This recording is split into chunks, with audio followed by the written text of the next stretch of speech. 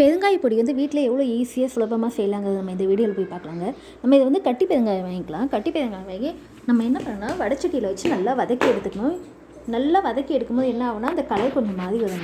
அந்தளவுக்கு நம்ம வதங்கி எடுத்துக்கலாம். கையிலே கொஞ்சம் சின்ன சின்னதாக போட்டு எடுத்துக்கலாம். பார்த்தாவே இப்போ நமக்கு நல்லா கலர் மாறி வருதுங்க. அதுக்காக இப்போ நம்ம என்ன பண்ணணும், கொஞ்சம் ப்ரெஸ் பண்ணி விடலாம். அந்த கரண்டியாலே நம்ம அழுத்தி விடும்போது உள்ளே இருக்க ஏர் பபிள்ஸில் வெளியே வந்துடும்.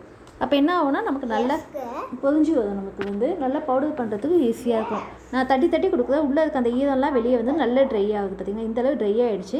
இப்போ ஆறிடுச்சு. நல்லா நமக்கு வந்து மிக்ஸி அதில் போட்டு நல்லா பவுடர் பண்ணிக்கலாம்.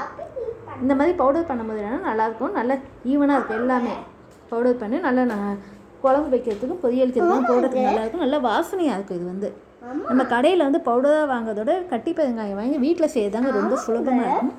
அதேமாதிரி இது உடம்புக்கு அவ்வளோ நல்லது வேறு. நம்ம வந்து இந்த மாதிரி பவுடர் பண்ணி ஸ்டோர் பண்ணி வச்சுக்கலாம். நீங்களும் இதேமாதிரி ஸ்டோர் பண்ணி வச்சுட்டு எப்படி இருக்குன்னு சொல்லுங்கள்.